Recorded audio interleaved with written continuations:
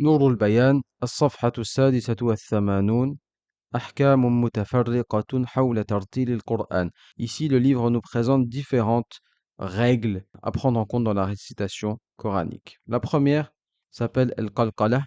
Ce sera le fait de rebondir sur certaines lettres quand elles portent une soukoun. Ici, je dirais iqtaraba et pas iqtaraba. Non, je rebondis sur le qaf. Iqtarab. Ici, je rebondirai sur le ta. Fawasatna et pas fawasatna. Non. Fawasatna.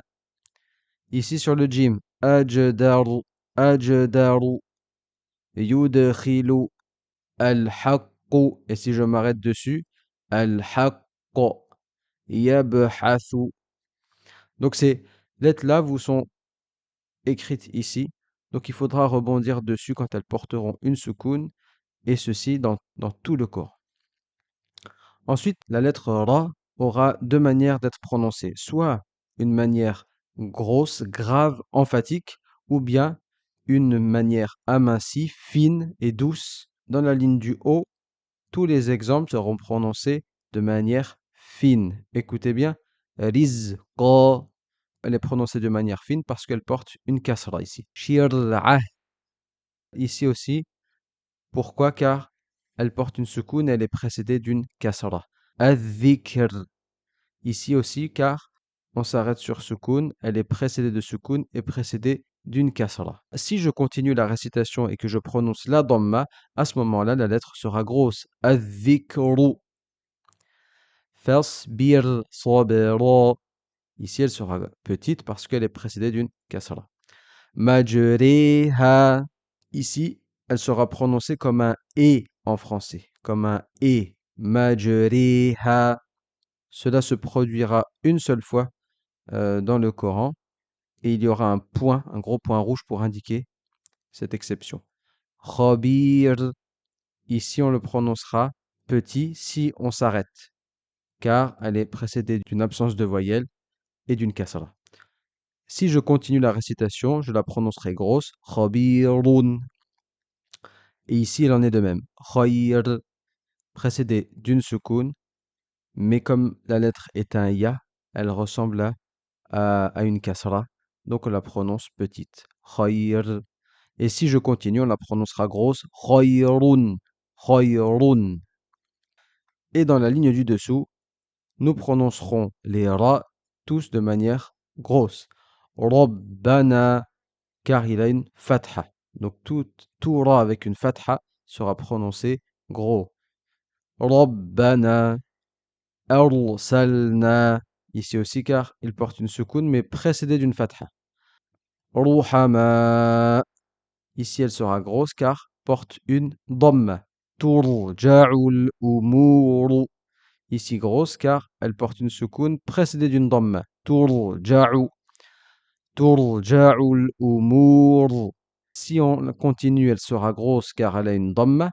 Et si on s'arrête dessus, elle sera grosse aussi car soukoun précédé de soukoun précédé de dhamma. Qur'anan. Soukoun précédé de dhamma. Irji'i. Ici, lorsque le ra sera précédé de hamzatul wasl, elle sera prononcée de manière grosse. Irji'i. Mirsada. Ici, elle porte une soukoun précédée de kasra. Cependant, une grosse lettre vient après elle. Donc, dans ce mot-là, le ra sera gros. Mirsada.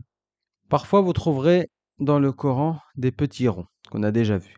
Ce petit rond indique que la lettre est complètement muette, comme ici. Oulaïk. Donc, le waouh ne se prononce pas du tout. Qalu. Le alif ne se prononce pas du tout. Waji'a, le alif ne se prononce pas du tout. Naba'i, le ya ne se prononce pas du tout. Bi'aidin, le deuxième ya ne se prononce pas du tout. Sa'urikum, le waw ne se prononce pas. La deuxième catégorie sera un tout petit peu différente. Donc dans cette deuxième ligne, il est un peu plus allongé, alors que dans la première ligne, il était plus rond. Pourquoi cette différence? Car dans la deuxième ligne, on vous dit si vous rencontrez ce signe, alors à ce moment-là, si vous continuez la récitation, vous ne prononcez pas la lettre. En l'occurrence, ce sera un alif à chaque fois. Et si on s'arrête dessus, on prononcera la lettre. Donc si je continue la récitation ici, je ne prononcerai pas à chaque fois donc toutes ces alifs. Et si je m'arrête dessus, alors je les prononce, je dirais bien ana, الظنون الرسول لكن السبيل قواريرا.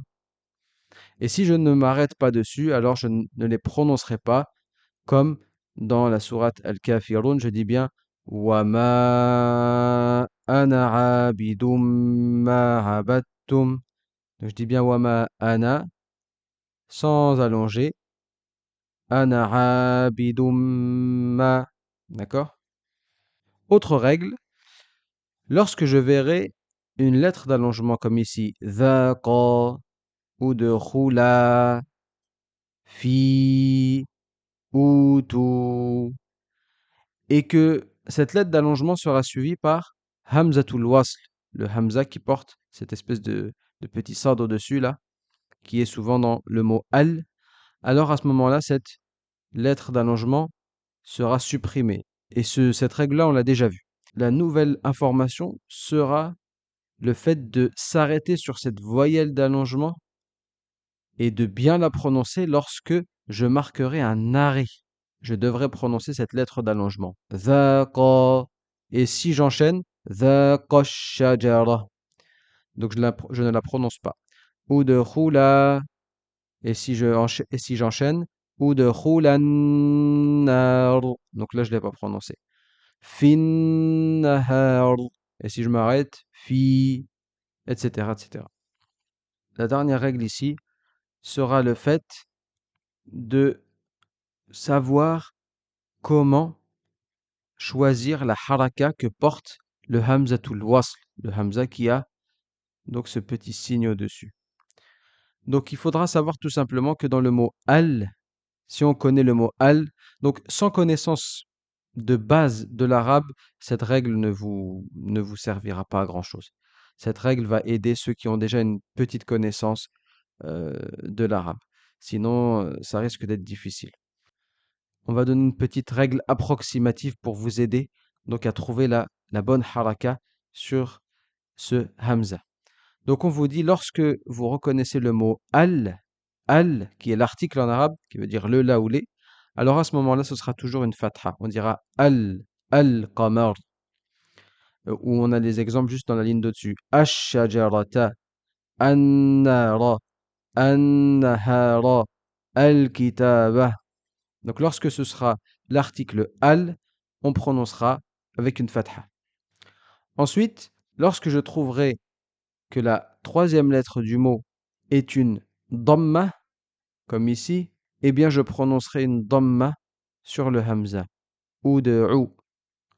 Et si je trouve que ce n'est pas une dhamma, comme ici, ou ici encore, eh bien à ce moment-là, ou même le quatrième, eh bien à ce moment-là, ce sera à chaque fois une kasra qu'il faudra prononcer. Iqra, ihdina, idrib, ij'al.